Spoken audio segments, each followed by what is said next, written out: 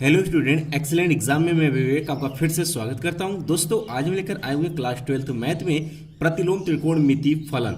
इसमें हम पढ़ेंगे वेरी इंपॉर्टेंट अति लघु उत्तरीय प्रश्न जो कि आपको बोर्ड एग्जाम में एक अंक में पूछा जाएगा। ठीक है, तो सबसे पहले हम बात करते हैं कि ये प्रतिलोम त्रिकोणमिति फलन जो ये अध्याय हमारा है, इसमें कौन कौन से किस टाइप से क्वेश्चन बन सकते हैं, पहले हम इसको डिस्कस करेंगे, फिर हम क्वेश्चन की तरफ आगे बढ़ेंगे।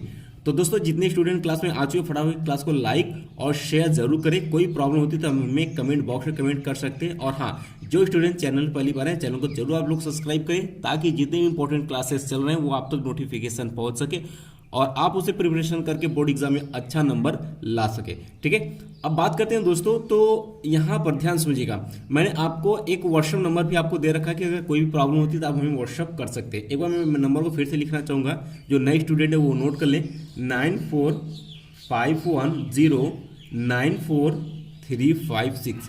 ये दोस्तों मेरा व्हाट्सएप नंबर है। आप इससे हमें बोर्ड से रिलेटेड कोई भी प्रॉब्लम होती है तो आप हमें चैट कर सकते हैं।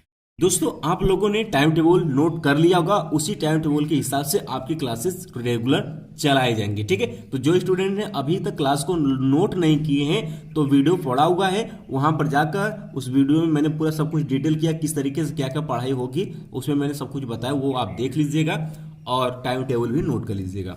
बात करते हैं दोस्तों, आप प्रतिलोम त्रिकोणमिति के बारे में बात करें दोस्तों, तो ये जो चैप्टर होता है सबसे ज्यादा इससे आपके बहुविकल्पी क्वेश्चन पूछ सकता है और इससे अति पूछा जाता है और इससे लघु पूछा जाता है, लेकिन दीर्घ इससे बहुत कम, न के बराबर पूछा जाता है। ठीक है, न के बराबर पूछा जाता है। तो यानी कि इस अध्याय में क्या भाई तैयार करना, हमसे बहुविकल्पी तैयार कर लेनी, अति कर लेनी और लघु कर लेनी, और इसी में से आपको बोर्ड एग्जाम में भी क्वेश्चन देखने के लिए मिल जाएगा। ठीक है, तो जितना बताते हैं सिर्फ उतना करना है, अगर उतना भी कर लेते हैं तो बहुत अच्छा नंबर आप लोग बोर्ड एग्जाम में ला सकते हैं।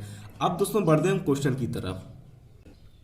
तो दोस्तों ये हमें क्वेश्चन दिया हुआ पहला कि साइन इनवर्स -√3/2 का मुख्य मान ज्ञात कीजिए कहा हुआ, और ये क्वेश्चन जो है बोर्ड एग्जाम 2019 में क्वेश्चन पूछा हुआ। और इस टाइप से क्वेश्चन एक आपको अपने सेट में एक क्वेश्चन ऐसे ही सेम आपको मिलेगा, तो ऐसे क्वेश्चन आप सभी को अच्छे से तैयार होने चाहिए। ठीक है, तो आइए शुरू करते हैं। तो सबसे पहले मान लेते हैं कि माना साइन इनवर्स -√3/2 बराबर हम लोग थीटा ले लेते हैं। तो साइन इधर जाएगा तो क्या हो जाएगा आपका साइन थीटा बराबर यहाँ से क्या हो जाएगा -√3/2 इतना आ जाएगा। दोस्तों चूंकि हम लोग जानते हैं, क्या जानते हैं भाई, हम लोग जानते हैं यहाँ से कि साइन इनवर्स थीटा ही बोल देते हैं यहाँ पर कि साइन इनवर्स थीटा का जो मुख्य मान होता है, जिसे हम कह सकते हैं या परिसर, मुख्य मान का परिसर, ठीक है, या रेंज, ठीक है, ये होता है दोस्तों आपके -π/2 से लेकर के π/2 तक ही होता है। ठीक है, यानी कि जो भी वैल्यू आनी चाहिए या इसी के बीच की आनी चाहिए, ठीक है, तब राइट माना जाएगा। तो बात कर लेते भाई, तो यहाँ से हमने निकाल रखा है कि साइन थीटा बराबर के -√3/2, ये हमने किया हुआ है। तो दोस्तों इसको हम क्या लिख सकते हैं, ये √3/2, एक ध्यान सुनेगा, ये किसका मान -√3/2 हो सकता है भाई।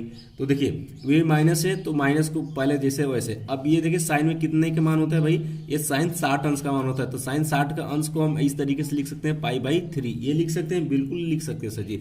अब ये माइनस इधर इसमें लेकर आते हैं, इसके गुणांक में, तो क्या हो जाएगा साइन कोष्ठ में -π/3 हो जाएगा। ठीक है, तो यहाँ से दोस्तों साइन से तुलना करेंगे तो यहाँ से थीटा बराबर जो आएगा आपको -π/3 आ जाएगा। और दोस्तों थीटा हमारा हमने माना क्या था, थीटा तो हमने यही माना था ना, साइन इनवर्स -√3/2 बराबर थीटा, यही माना था। थीटा बराबर हम इतना इसकी जगह पर लिख सकते हैं, तो यहाँ पर हम लिख देंगे तो साइन इनवर्स -√3/2 बराबर के -π/3, और ये -π/3 इसी के रेंज के बीच में है। ठीक है, और देख सकते हैं इसी का मुख्य मान पूछा था, तो ये आपका आंसर आ चुका है, यही आपका होगा मुख्य मान। बहुत ही सिंपल सा क्वेश्चन, आपको ध्यान देने वाली बात है। इसके बाद बात करते हैं अगला क्वेश्चन, देखते हैं जो कि बोर्ड एग्जाम 2020 में पूछा हुआ क्वेश्चन है। अब दोस्तों बात करते हैं अगले क्वेश्चन की तरफ बढ़ते हैं। अगला क्वेश्चन कहता है कि cos इनवर्स -1/2 का मुख्य मान ज्ञात कीजिए, और ये क्वेश्चन बोर्ड एग्जाम 2020 में क्वेश्चन पूछा हुआ है, तो ये रिपीट कर सकता है। आइए इसको भी आपको लगाते हैं। प्रोसेस दोस्तों देखिए सेम रहेगा, तो यहाँ से वो ऐसे ही मानेंगे कि माना cos इनवर्स -1/2 बराबर हम थीटा ले लेते हैं। ठीक है, तो यहाँ से हम कह सकते हैं कि cos थीटा बराबर कितना हो जाएगा भाई 1/2, और हम जानते हैं दोस्तों कि cos इनवर्स या cos थीटा का मुख्य मान का परिसर जो होता है या रेंज होता है, ठीक है, ये जो होता है दोस्तों ये 0 से पाई होता है, ठीक है, 0 से पाई होता है, इसी के बीच में इसका मान होना चाहिए। तो यहाँ से हम क्या लगाए भाई, cos थीटा बराबर के आपका क्या हो जाएगा -1/2, यहाँ पर माइनस होगा, ठीक है, ये हो गया।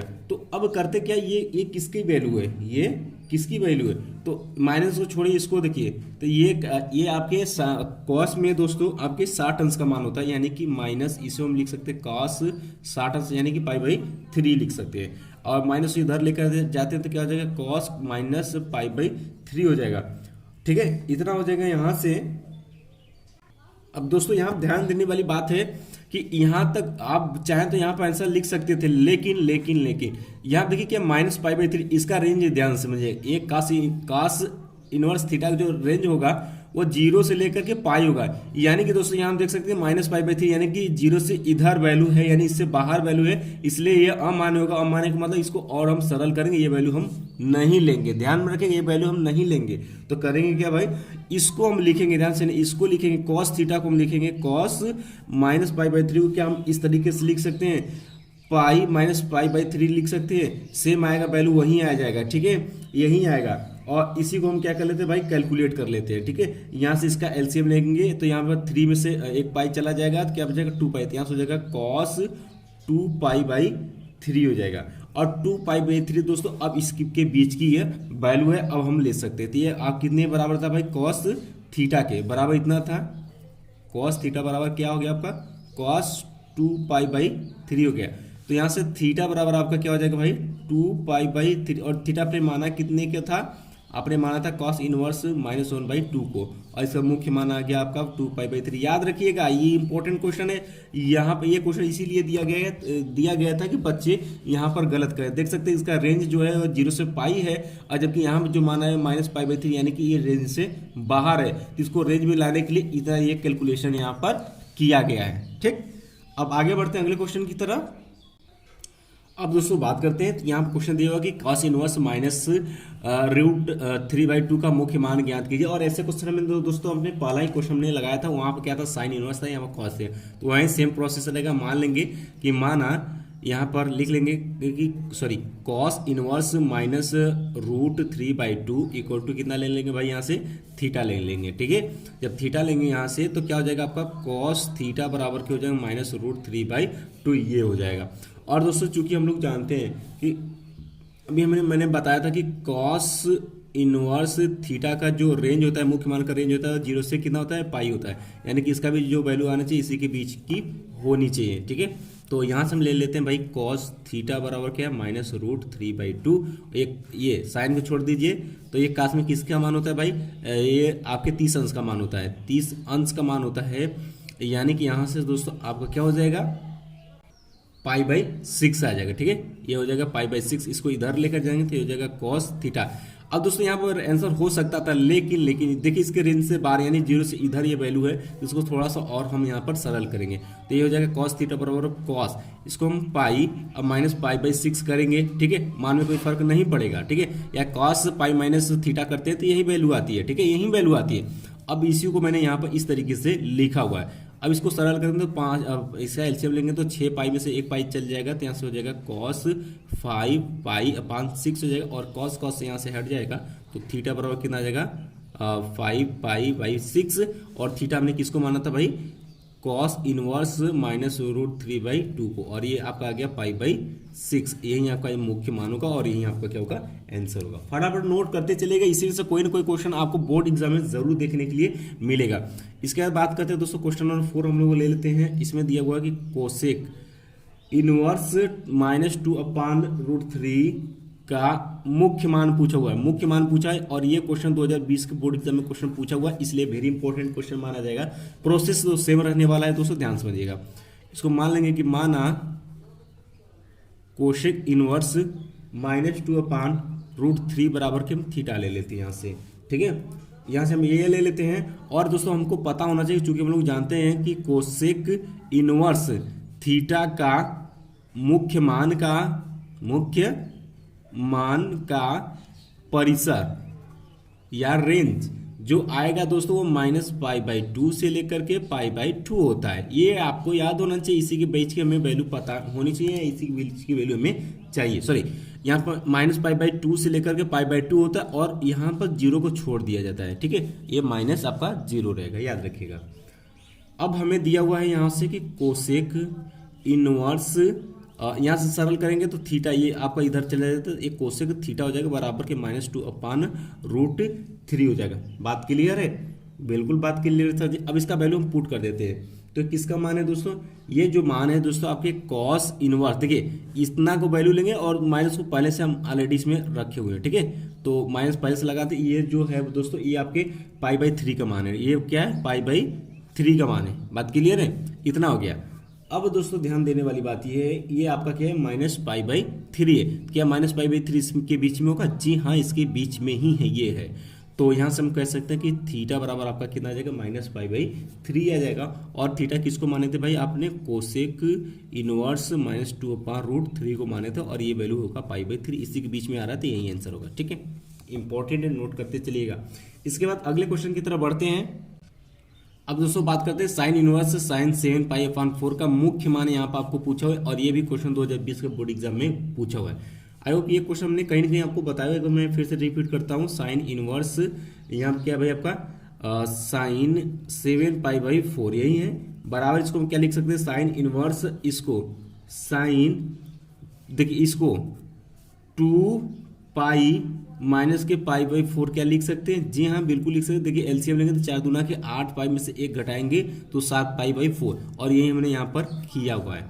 ठीक है, यही हमने आपको यहाँ पर किया हुआ है। तो यहाँ से हम कह सकते हैं कि अब ये देखिए क्या हो जाएगा यहाँ से साइन इनवर्स साइन, और दोस्तों ध्यान सुनिएगा, साइन 2π माइनस थीटा बराबर होता है आपके साइन थीटा के, सॉरी साइन 2π साइन 2π माइनस जो थीटा होता है उसका जो फार्मूला होता है वो माइनस साइन थीटा होता है। तो यहाँ पर क्या हो जाएगा? माइनस और साइन थीटा, थीटा की जगह कितना? π/4, तो यहाँ पर हो जाएगा आपका π/4। अब सूत्र ये कहता है प्रतिलोम त्रिकोणमिति में कि साइन इनवर्स साइन थीटा होता है तो उसकी वैल्यू क्या होती है? साइन थीटा होती है। तो उसी बेस पर यहाँ पर देखिए क्या हो जाएगा? ये जो माइनस यहाँ पर है तो ये आपका माइनस यहाँ पर हो जाएगा, तो ये हो जाएगा साइन इनवर्स साइन -π/4। तो साइन इनवर्स साइन थीटा बराबर होता है आपके साइन थीटा के, सॉरी थीटा के ओनली होता है, तो यहाँ पर कितना? -π/4, तो -π/4 ये इसका क्या हो जाएगा भाई? मुख्य मान हो जाएगा। ये आपका क्या होगा? आंसर होगा। तो दोस्तों इस टाइप से आपसे एक क्वेश्चन आपको बोर्ड एग्जाम 2021 में पूछा जाएगा, तो इसे आप अच्छे से तैयार कर लीजिएगा। और इसमें आपके क्वेश्चन बैंक में जितने भी क्वेश्चन अगर मुख्य मान पर मिल जाए, जो हमसे छूट गए हैं शेष बचे हुए क्वेश्चन, उसको आप लगाने की कोशिश करिएगा। इसी में से कोई ना कोई क्वेश्चन आपको मिलेगा, तो मुख्य मान आप सभी छात्रों को अच्छे से निकालना आना चाहिए। और जो नए स्टूडेंट है, जो कुछ भी नहीं पढ़े, तो वो भी इतना मैंने सिखाया, तो आप इसको कर सकते हैं। तो दोस्तों आई होप कि आपको ये क्लास पसंद आए। क्लास पसंद है तो लाइक और शेयर दबा के आप लोग ठोकिए, और इसके बाद जो स्टूडेंट चैनल पहली बार, जरूर इस चैनल को सब्सक्राइब करें। और कोई प्रॉब्लम होती तो आपको व्हाट्सअप मैंने नंबर दिया, वहाँ से भी आप हमसे चैट कर सकते हैं। बाकी मिलते हैं दोस्तों नेक्स्ट क्लास में, तब तक के लिए जय हिंद, जय भारत।